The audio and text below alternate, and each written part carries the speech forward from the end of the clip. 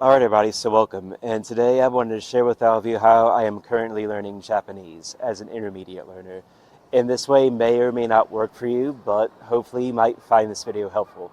And first off, I would like to say that I'm always learning Japanese all year round through online one-on-one classes with a teacher, and also I self-study. And also I come to Japan whenever I can. And when I'm in Japan, I like to go out into the world and practice Japanese at a place like this, at a martial arts gym. Okay, so here we are. That's me at my favorite martial arts gym doing some sparring. And of course you could go to tourist places and practice your Japanese there, but really, for me, the best way to break through the intermediate levels is to go to more local places. And a good way to do that is to blend your hobbies with language learning. Like here, I'm doing martial arts. You won't see many tourists here at these types of places. They are locals, very serious about training, and English is minimally spoken here, which is great for me because I get many opportunities to practice Japanese here. And it doesn't need to be martial arts. You can also do other things. You could go on meetup.com and find lots of anime clubs. You could talk about anime with locals, or you could join hiking clubs, you could join cooking classes, you can learn Japanese many ways with locals, with hobbies. But martial arts, though, it really builds discipline. And that is something you certainly need for a language as tough as Japanese.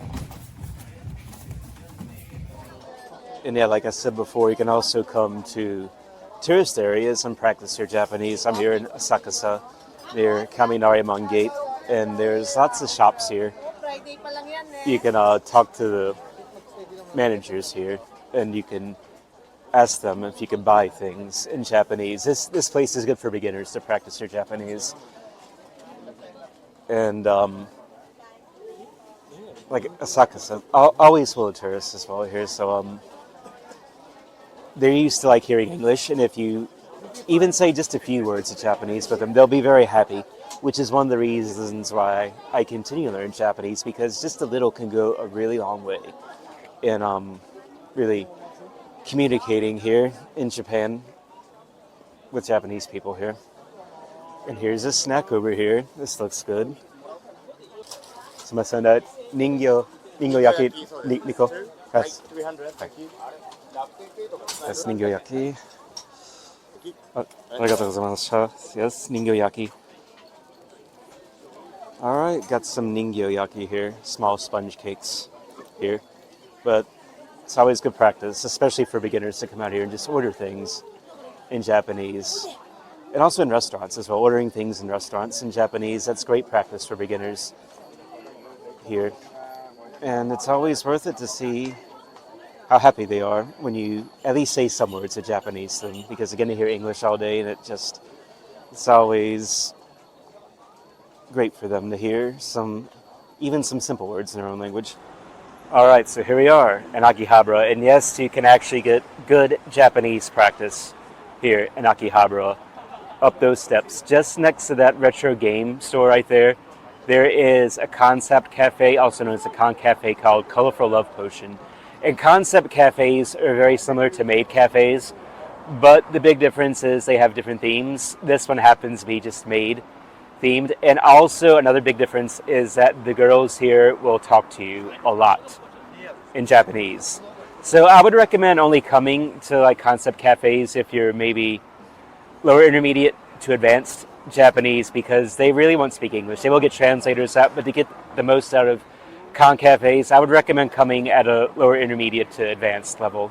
And also be warned, they tend to be a bit expensive, especially when they start asking for drinks, but they are very efficient at talking to you, all in Japanese. Very good conversation practice. Also, I can't film in there, inside the store, I mean. That's not really allowed, but I can show you up the steps here.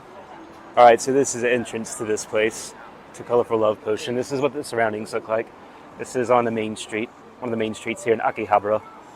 If you're ever thinking about coming here. There are also other con cafes, but I like this one. I can't go inside though.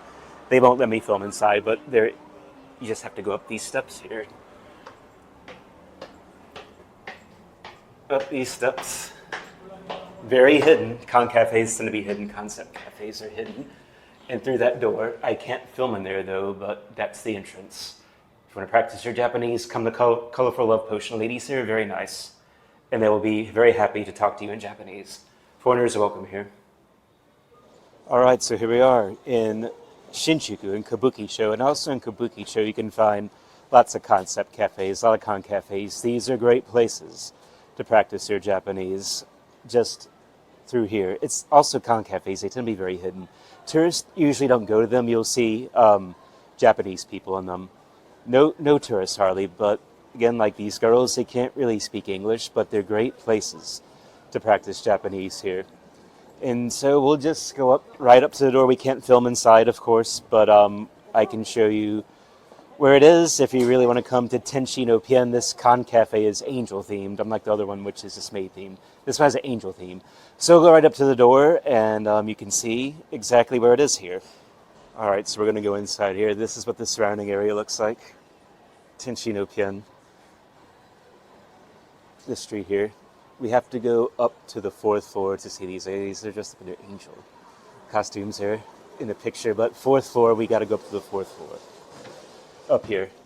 They're not even open yet. It's a bit early. But I can show you where it is. Up these steps. Way hidden. Way hidden. These places are hard to find.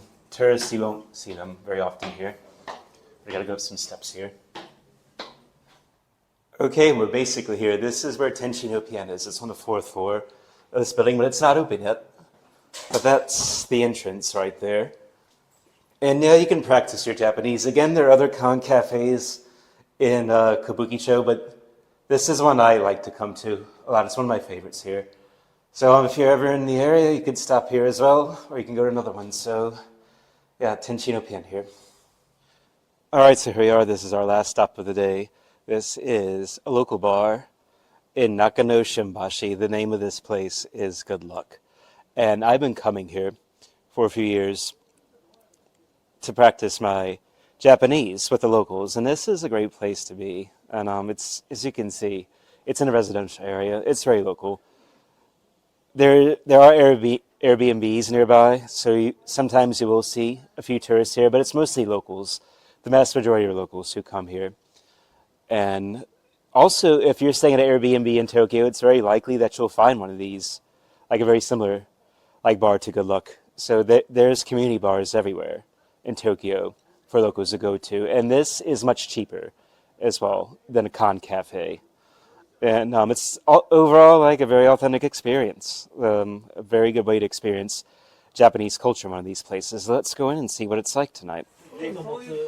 All right, so I'm inside. There is the manager, Kazu-san. There he is. It's pretty lively tonight. A lot of people here. I come here very often. And there's my drink right there. Good place to practice Japanese here. All right, I'm going to go here. So everybody, thanks for watching. And if you have any tips on how to learn Japanese, I'd love to know here. But I think this is a very fun way to learn. Actually going out to places, talking to people, learning from books. That's necessary as well, in my opinion.